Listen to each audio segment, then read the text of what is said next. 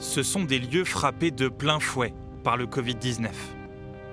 Une quarantaine de résidents ont été déclarés positifs. Une partie du personnel est aussi touchée. En quelques jours, 25 résidents meurent, soit près d'un pensionnaire sur 5.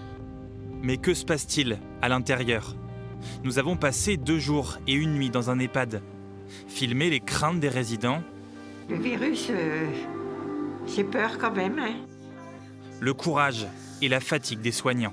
C'est un peu plus compliqué, il fait un peu plus chaud. Et la vie qui continue malgré tout. Allez-y, accrochez-la. Voici 36 heures dans un EHPAD en temps de confinement et de crise sanitaire. La deuxième vague est loin d'être terminée en Bourgogne-Franche-Comté. Oui, pour le Covid, oui. Dans Lyon, les indicateurs de l'épidémie de coronavirus ne sont pas bons.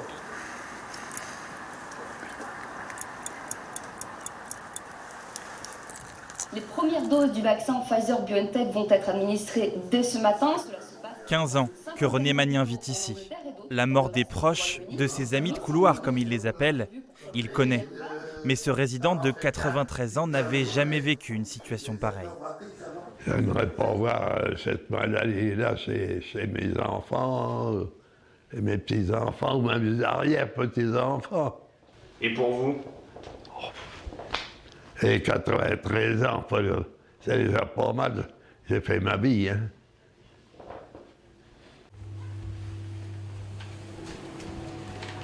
Voilà, monsieur Magnien. Non. Je vous amène des sucres. Ah oui. Il n'est pas dedans? Non, il n'est pas dedans. Ah voilà, bon. c'est bon là? Oui. C'est bien rempli. La cuillère, s'il vous plaît. Chaque matin, c'est l'autre rituel de René Magnien. Changer la date symboliquement pour tout l'établissement. Aujourd'hui, le cœur n'y est pas vraiment. C'est bientôt les fêtes. D'habitude, j'avais un petit sapin de Noël que je faisais dans la maison, mais j'en ai pas le courage. Ça donne plus envie de faire Noël.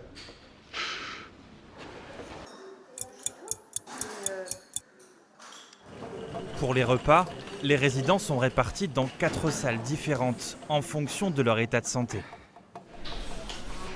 Ça va? Non. Dans celle-ci, la dépendance est totale. Est-ce que c'est bon? J'attends un peu? Oh non. Non? Est-ce que vous voulez avoir? Oui. Ici, au quotidien, le Covid ne change pas grand-chose. Les problèmes de ces résidents dépassent le virus et ses dangers.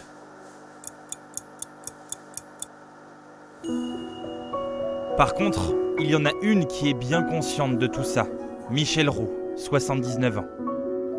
Je vais vous allonger, d'accord? Elle doit suivre des séances de relaxation pour apaiser ses angoisses. Mais le virus, j'ai peur quand même. Hein. Enfin, il est là, il y en a pour un moment, je sais. Puis voilà, hein. De toute façon, on ne va pas être tout le temps sur Terre, hein. C'est la vie. Alors vous allez bien écouter la musique, vous vous laissez bercer, d'accord?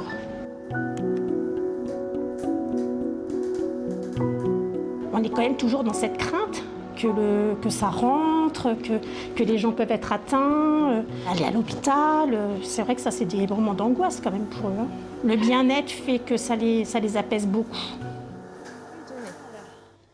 Allez-y. On va faire le tour en bas un petit peu, en mettant en bas. Dans cette période, Vous frottez les mains? Ouais, frottez. il y a des repères qui sont indispensables pour la santé mentale des résidents, fragilisés par la crise sanitaire. Voilà. Allez-y, accrochez-la.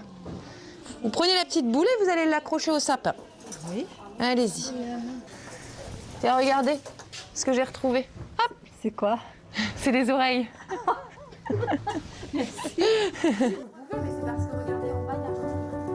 Ces moments de partage, ces angoisses et ces craintes, l'absence des familles, ce n'est pas seulement le quotidien des 66 résidents de l'EHPAD de Périgny.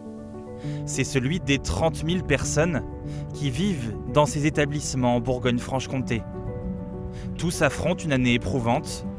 En France, sur les 58 000 morts du Covid depuis le début de l'épidémie, près d'1 sur 2 est un résident d'EHPAD.